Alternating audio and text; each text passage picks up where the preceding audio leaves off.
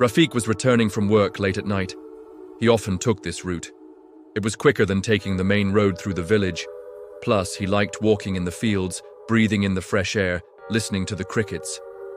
Tonight, though, something was different. The moon was full, the air heavy. And ahead, on the far end of the field, he saw a woman. She was standing silently. She was wearing a red sari. Now, Rafiq wasn't the sort to be spooked easily. But when he saw that woman, he felt an inexplicable dread, like the kind you feel when you see a corpse at a funeral. But it was just a woman. So he tried to shake off the feeling. He tried to tell himself, maybe she's waiting for someone, maybe she's lost, maybe she's come to enjoy the moonlit night like me, he thought. So he kept walking. A while later, he realized that the woman had started walking too, but she was walking backward. Not just backward, also very slowly. And strangely, her feet were not touching the ground.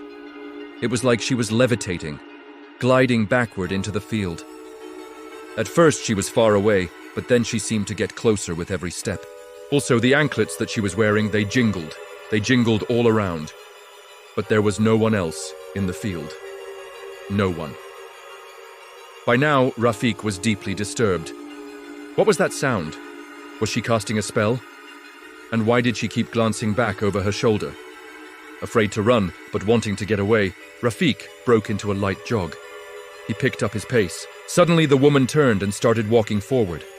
She was still not touching the ground, still wearing that red sari. And as she walked, her anklets jingled. This time, Rafiq didn't hesitate. He ran as fast as he could. Across the field, past the woman in red, he heard her anklets jingle once again. But now the sound was all around. Above, below, behind, in front, everywhere.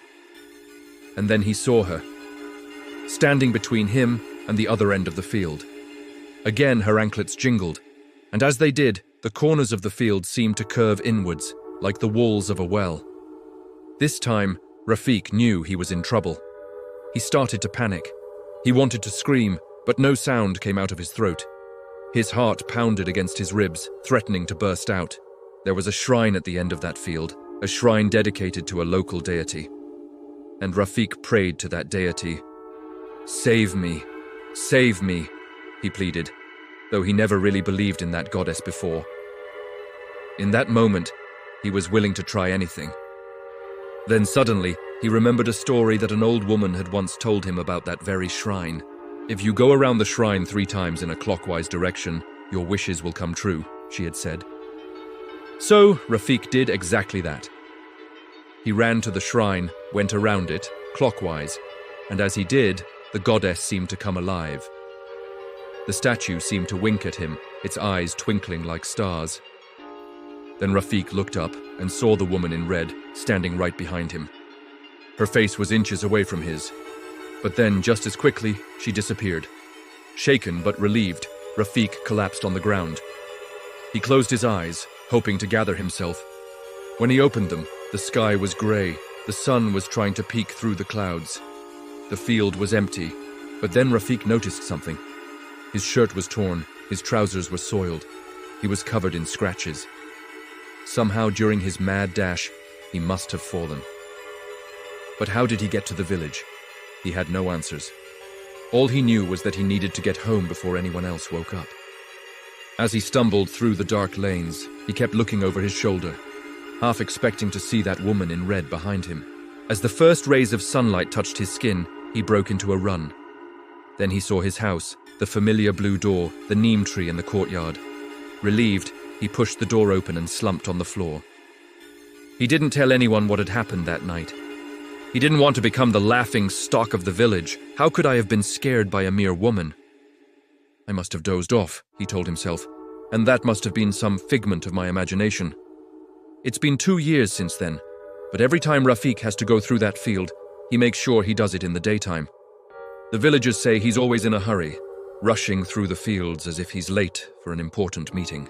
Some say he's changed ever since that night. He doesn't talk much anymore, he keeps to himself. There's a haunted look in his eyes, the kind that you see in people who have seen death up close or stared into the abyss. Rafiq doesn't like to talk about that night. He won't even set foot in that field after sunset. The villagers respect that, but they can't help but wonder what exactly happened that night. The old folks say that a long, long time ago, a young girl died in that field. She was going to a festival with her friends. On the way, they crossed that field. Suddenly, the girl felt thirsty. She asked her friends to wait while she went to fetch water. She bent down to fill a pot, but before she could stand up, she collapsed and died. The friends waited for a while, then they left, thinking the girl had gone home. No one knows what killed her. Some say it was a snake bite, others say it was a heart attack. These days, the villagers don't venture into the fields after sunset, not when the moon is full and bright. They say the girl's spirit is restless. Every night she walks that field, searching for water, searching for answers. Some have tried to stop her, some have tried to speak to her, but as soon as they get close, she disappears. Only Rafik saw her face, they say. He's the only one who saw her eyes, wide and staring, with no mouth, no lips, nothing. Now, Rafik is just one of many such witnesses. Down south, in a village in Tanjavur, a man named Bhaskaran saw that same woman in a red sari. He saw her on the ghat. She was walking backward, her feet not touching the ground. Once, a man named Kumar chased her, and he says he saw the same wide staring eyes. A woman, Neela, once spoke to her. She says she saw the same mouthless face. What is that woman's story? Why is she doomed to walk that field every night? Why does she stare at people with those soulless eyes? Who is she? We may never know. But one thing we do know, whenever you see a woman in a red sari walking backward, stay away because she's not of this world.